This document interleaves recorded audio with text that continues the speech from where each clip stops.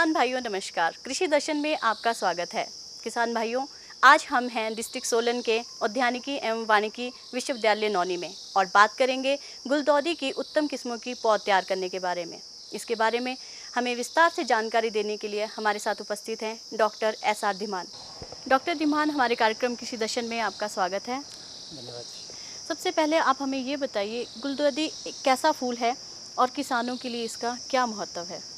गुलदाउदी दुनिया भर में उगाए जाने वाले फूलों में दूसरे स्थान पर है। इसका महत्व हिमाचल प्रदेश के किसानों के लिए और भी अधिक हो जाता है, क्योंकि यहाँ प्लेन एरिया के बनिस्बत इसके फूल जो हैं वो जल्दी आते हैं। इसलिए हिमाचल प्रदेश के किसानों जो हैं इसकी खेती करके अधिक फ़ायदा उठा सकते हैं। गुलदाउदी के फूल की उन्नत किस्में कौन सी हैं और किसान इसे कहाँ से प्राप्त कर सकते हैं? गुलदाउदी दो तरह की होती है मेनली, एक स्टैंडर्ड गुलदाउदी और एक स्प्रे गुलदाउदी। तो दोनों तरह की गुलदाउदी की खेती जो है वो कमर्शियल तरीके से फार्मर करते हैं। स्प्रे वाली गुलदाउदी में भी अलग किस्में हैं और स्टैंडर्ड वाली गुलदाउदी में अलग किस्में हैं। अब अलग अलग यदि बात करें तो जो स्टैंडर्ड वाली किस्में हैं जिसे कट फ्लावर के लिए किसान उगाते हैं, तो इनमें मेनली पूर्णिमा जो सफ़ेद रंग की किस्म है, वाइट स्टार जो भी सफ़ेद रंग की किस्म है, येलो स्टार ये पीले रंग की किस्म है, फिर फिजी येलो ये भी पीले रंग की किस्म है, फिर सोनार बंगला ये भी पीले रंग की किस्म है, फिर फिजी इसका कलर लाइट सा पिंक होता है, और टाटा सेंचुरी ये भी लाइट पिंक है, थाईचिंग क्वीन ये ऑरेंज रंग की किस्म है। इस तरह से स्टैंडर्ड वाली गुलदाउदी की ये किस्में आजकल जो हैं वो मार्केट में प्रचलित हैं और किसान इनकी खेती करके अच्छी इनकम प्राप्त कर रहे हैं। इसी तरह से स्प्रे टाइप की जो गुलदाउदी मैंने आपको बताई, उसकी किस्मों की यदि बात करें तो आजकल हिमाचल प्रदेश में तो सबसे ज़्यादा जो किस्म ग्रो की जा रही है वो सर्फ है।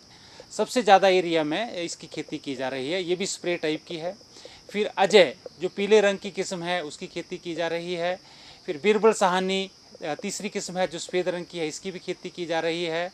फिर वाइट बुके का नाम से ही पता चलता है कि ये सफ़ेद रंग की किस्म है, इसकी भी खेती किसान जो है कमर्शियल तरीके से कर रहे हैं। इसी तरह से ननाको एक किस्म है जो पीले रंग की किस्म है, इसको कट स्टेम के लिए जो है स्प्रे कट स्टेम के लिए फार्मर इसकी खेती कर रहे हैं। एक नई किस्म अभी आई है जो डिस्कवरी जिसका नाम है, उसका कलर जो है फूल का हल्का सा हरा रंग है, तो उसकी खेती भी जो है वो किसान कर रहे हैं, क्योंकि मार्केट में इसकी भी डिमांड बढ़ती जा रही है। सर, किसानों को ये उत्तम किस्में कहाँ से प्राप्त हो सकती हैं और यदि ये खुद तैयार कर सकते हैं तो कैसे तैयार कर सकते हैं? किसान इन किस्मों के पौधे किसी भी ऑथेंटिक सोर्स से, जैसे हमारा विश्वविद्यालय है या कोई रजिस्टर्ड नर्सरी है, उनसे इन किस्मों के पौधे जो मैंने अभी बताई हैं प्राप्त कर सकता है। लेकिन ध्यान ये रखना पड़ेगा किसान को कि क्योंकि नर्सरी यदि प्राइवेट नर्सरी से किसान पौधे लेता है तो कई बार किसान के साथ धोखा हो जाता है। तो क्योंकि पौधे सारी किस्मों के एक जैसे लगते हैं देखने में, और उस समय ये पता नहीं लगता है कि ये कौन सी किस्म है। जब इसमें फूल आ जाता है तभी हमें पता चलता है कि ये पूर्णिमा है या येलो स्टार है या अजय है या कौन सी किस्म है। इसलिए सर मेरी सलाह ये रहेगी किसानों को कि वो हमेशा रजिस्टर्ड नर्सरी से, या फिर जैसे हमारा विश्वविद्यालय है इसमें हम इन किस्मों के पौधे किसानों को नॉमिनल रेट पे सस्ते दामों में उपलब्ध करवाते हैं। और जहाँ तक अपने आप पौध तैयार करने की बात है, बड़ी आसान विधि है अपने आप पौध तैयार करने की। किसान इसको अपने आप भी तैयार कर सकते हैं। हमारे हिमाचल प्रदेश में लगभग कोई 300 हेक्टेयर एरिया जो है गुलदाउदी के अंतर्गत आ चुका है, और उसमें मैक्सिमम किसान जो हैं वो यहाँ से तकनीक सीख के जाते हैं विश्वविद्यालय से, और फिर अपने आप ये पौध तैयार कर लेते हैं। बड़ी आसान तरीका है इसकी पौध तैयार करने का। यदि मैं किसान भाइयों को बताऊं तो इसको पौधे जो हैं वो शूट टिप कटिंग से हम तैयार करते हैं, और ये मैंने एक कटिंग एक पौधे से निकाल रखी है, टिप वाला जो शूट थी उसका टिप वाला पोर्शन। तो इसकी लंबाई जो है लगभग 7 से 10 सेंटीमीटर के बीच में होनी चाहिए, और ये उसी समय निकालनी है हमने पौधे से जब इसको हमने जड़ निकालने के लिए लगाना हो। तो इसको हम दोबारा से फ्रेश कट कैंची से, सिकेटियर से इस तरह से देते हैं। फिर इस कटने के बाद हम इसको एक डिजीज़, ताकि इसमें कोई बीमारी ना आए उसकी रोकथाम के लिए डाइथेन M45 और बेबिस्टिन के घोल में लगभग आधा घंटा उपचारित करते हैं। और वो जो घोल हमने बनाना है उसमें 2 ग्राम 1 लीटर में डाइथेन और 1 ग्राम बेबिस्टिन घोलना है पानी में, और उसमें जो है आधे घंटे इन कटिंग्स को उपचारित करना है। फिर इनको हम सॉल्यूशन में से, उस घोल में से बाहर निकाल लेंगे, ताकि इसमें जो पानी चिपका हुआ है, सॉल्यूशन चिपका हुआ है, वो निथर जाए। ठीक है, जब वो निथर जाएगा उसके बाद हम इसको इसके जो नीचे वाले पत्ते हैं उनको हम निकाल देंगे। सिर्फ जो इस तरह से जो टॉप वाले पत्ते हैं एपिकल पोर्शन में, उन्हीं को इसके साथ रखेंगे। उसके बाद हम क्या करेंगे, ये पोर्शन हमने काटा है, इस पोर्शन को हम फिर रूट प्रमोटिंग हार्मोन, जो हमारी रिकमेंडेशन है NAA 500 ppm, naphthalene acetic acid 500 ppm का घोल हम बनाते हैं, और उसमें उसको सिर्फ डुबोते हैं, इसका जो बेसल पोर्शन है जहाँ से हमने इसको काट रखा है, और इसको फिर हम रूटिंग मीडिया में लगा देते हैं। अब रूटिंग मीडिया की यदि बात करें तो अलग अलग तरह के रूटिंग मीडिया है। सबसे अच्छा और आसानी से जो उपलब्ध किसानों को हो जाता है वो है बालू रेत, जो हम कंस्ट्रक्शन के लिए, घर बनाने के लिए यूज़ करते हैं। तो इसका एक पतली लेयर, लगभग 3 इंच 4 इंच मोटी लेयर एक ज़मीन में इसकी बिछा दें, और उस रेत में उसको हम पहले गीला कर देते हैं, उस रेत को कटिंग लगाने से पहले। फिर इस तरीके से जो मैंने अभी समझाया, इससे हम कटिंग को रूट प्रमोटिंग हार्मोन में NAA में डिप करेंगे और उसको उस रेत में लगा देंगे। लगाने का तरीका ये रहता है कि एक कटिंग दूसरी कटिंग से टच ना हो, इसके पत्ते, तो इतनी दूरी पे हम लगाते हैं, लगभग 3-4 सेंटीमीटर की दूरी पे यदि हम इसको लगाते हैं तो इसके पत्ते आपस में टच नहीं होते हैं। तो इस तरह से जितने भी हमारे कटिंग हमने चाहिए किसानों को, उतने कटिंग वो लगा लेगा एक बारी में, और फिर इसको फुहारे से जो है लाइट सी वाटरिंग, हल्का हल्का पानी ऊपर से डाल देंगे। पानी डालने के तुरंत बाद हम इसको ढक देते हैं, इनको जालियों से, ताकि इसमें जो है, या टाट से और पॉलीथीन से, ताकि इसमें पर्याप्त जो है वो ह्यूमिडिटी, आर्द्रता बनी रहे। इसकी रूटिंग के लिए, अच्छी जड़ें आने के लिए लगभग 85% 80% के लगभग हमें आर्द्रता की ज़रूरत पड़ती है। और इस तरह से यदि हम आर्द्रता मेंटेन रखते हैं, जो कि हमें मैनुअली भी मेंटेन कर सकते हैं और आर्टिफिशियली मिस्टिंग सिस्टम भी इसमें फिट कर सकते हैं। मैनुअली यदि मेंटेन करना है तो दिन में 3-4 बार जो है हमें स्प्रे पंप से जो है पानी का छिड़काव इन पत्तों पे करना पड़ता है, ताकि ये पत्ते जो हैं वो मुड़े नहीं, सीधे टर्जिड रहें, इसकी जो है वो चमक बनी रहे। और ऐसा करने से लगभग 20 से 25 दिनों के बीच में इसमें अच्छी जड़ें आ जाएंगी फिर, और ये पौधा तैयार हो जाएगा। इसको हम उस टाइम जब जड़ें अच्छी आ जाएं, निकाल के खेत में लगा सकते हैं। और हिमाचल प्रदेश जैसे वातावरण में इसकी जो उचित समय है लगाने का, वो मई से जुलाई तक है। जो निम्न क्षेत्र हैं हमारे, लो हाइट वाले, उसमें जो है जुलाई के महीने तक जो है हम 15 जुलाई तक इसकी प्लांटिंग कर सकते हैं।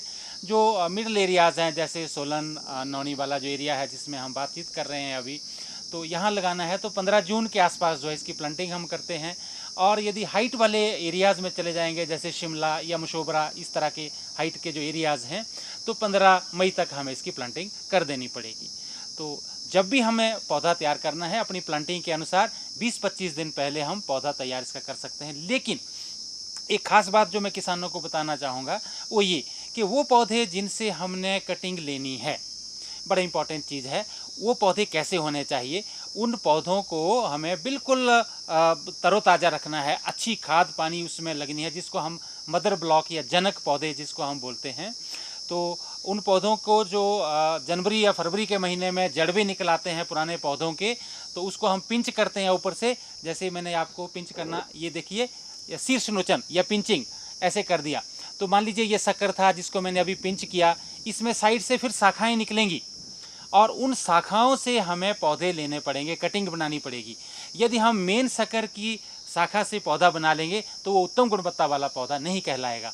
तो हमेशा किसान ध्यान रखें, जब भी इसका पौधा खुद बनाएं तो हमेशा जो साइड वाली शाखा है उसी से इसकी कर्तन निकालें। किसान भाइयों, अभी हमने जाना गुलदौदी की उत्तम किस्मों की पौध तैयार करने के बारे में, और हम बात करेंगे अब गुलदौदी की पौधरोपण कैसे किया जाता है और उसमें लगने वाली कौन कौन सी बीमारियां होती हैं और उसमें क्या सावधानियां बरतनी चाहिए। डॉक्टर धीमान, आपने हमारे कार्यक्रम में आकर इतनी महत्वपूर्ण जानकारी दी, उसके लिए आपका बहुत बहुत धन्यवाद। धन्यवाद। डॉक्टर गुप्ता सर, हम आपसे ये जानना चाहेंगे कि इस वक्त किसान इसे खेत में किस तरह से लगा सकता है और इसकी तैयारी किस तरह से उसे करनी चाहिए, और इसमें कौन कौन सी बीमारियां लग सकती है। गुलदाउदी हिमाचल प्रदेश का प्रथम पुष्प है जिसको सबसे ज़्यादा क्षेत्रफल में लगाया जा रहा है, और इससे किसानों को बहुत लाभ हो रही है। तो आप खेत पूरी तरह से तैयार करें, 1 से 2 बार खेतों की जुताई बैल से करके, और उसके बाद उसकी मिट्टी भुरभुरी करके और 5 किलोग्राम सड़ी गली गोबर की खाद 1 वर्ग मीटर में मिला के खेत तैयार करें।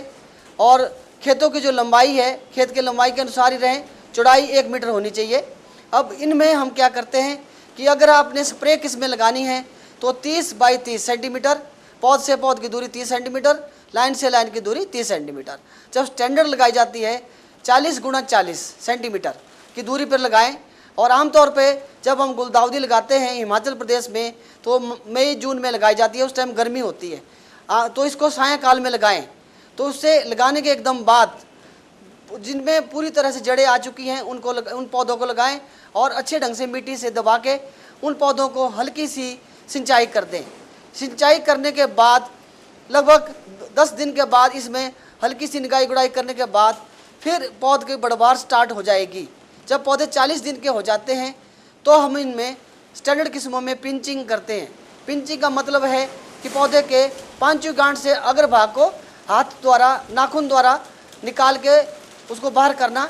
अब इसके बाद इसमें वानस्पतिक वृद्धि स्टार्ट हो जाती है और साथ साथ में कई बार इसमें जो कीड़े आते हैं जैसे एफिड वगैरह आ जाता है, तो आप हल्के से जो हमारे इंसेक्टिसाइड है जैसे रोगर है मैलाथियन का 1 ग्राम 1 लीटर में स्प्रे करें। और ऐसा करने के बाद जब पौधे बढ़ने लगेंगे तो इनमें कलिका आने लगेंगी। जो स्प्रे किस्में हैं उसमें हम डिसबडिंग नहीं करते, ऐसा चलने देते हैं। और जो स्टैंडर्ड किस्में हैं उसमें केवल एक पौधे में 5 से 7 स्टेम होते हैं और हर स्टेम में एक ही आप सेंट्रल बड रखें, जिससे कि बाद में बड बड़ी होकर आगे बढ़ती है। और जो नीचे वाली पत्तियां जो सड़ जाती हैं या बीमारी आ जाती हैं उनको इकट्ठा करके किसी डिब्बे में डाल के गड्ढे में दबा दें या जला दें। अब पौधों में बढ़वार इतनी ज़्यादा होती है कि हिमाचल प्रदेश में 15 अक्टूबर से लेकर 15 नवंबर तक सारी वैरायटियाँ खिल जाती है। और हमारे जो बड़े मुख्य बाजार हैं सफ़ेद रंग की किस्मों का और पीले रंग की किस्मों का सबसे ज़्यादा डिमांड रहती है। तो जब ये पौध खिलने लगेगी तो उसमें हम जो डंडीदार किस्में हैं जैसे पूर्णिमा है, येलो स्टार है, थाईचुंग क्वीन है, टाटा सेंचुरी है, इनको पूरी तरह से फूलों को खिलने दें। और जब शाम के समय हर डंडे को नीचे से स्केटियर से काट के पानी की बाल्टी में रख दें। जो स्प्रे किस्में हैं उनको गेंदे की तरह निकाला जाता है बिना डंडी के अनुसार और इनको टोकरियों में रख के फिर हम ग्रेडिंग पैकिंग हॉल में ले जाते हैं। जो गुलदाउदी की स्टैंडर्ड किस्में हैं उनको 90 सेंटीमीटर जो है एक ए ग्रेड, 60 से 89 सेंटीमीटर बी ग्रेड और 60 सेंटीमीटर नीचे सी ग्रेड के अनुसार हम 20-20 स्टेम का एक बंच बनाते हैं, फिर अखबारी कागज़ में लिपेट देते हैं। और जो हमारे पास दुकानदारों के पास डिब्बे मिलते हैं, वैसे तो आजकल हमारे मार्केट में इसके गुलदाउदी के भी, गुलाब के भी, कार्नेशन के भी डिब्बे आने स्टार्ट हो गए हैं। उनमें इनकी पैकिंग कर देते हैं और ऊपर से डिब्बा बंदी करके इनको हम गाड़ियों में मार्केट में भेज देते हैं। डॉक्टर YC गुप्ता सर, आपने हमारे किसान भाइयों को इतनी महत्वपूर्ण जानकारी दी, उसके लिए आपका बहुत बहुत धन्यवाद। धन्यवाद। मुझे उम्मीद है कि आप इस जानकारी का भरपूर फायदा उठाएंगे और इस फसल को लगाकर अच्छी आमदनी कमा सकते हैं।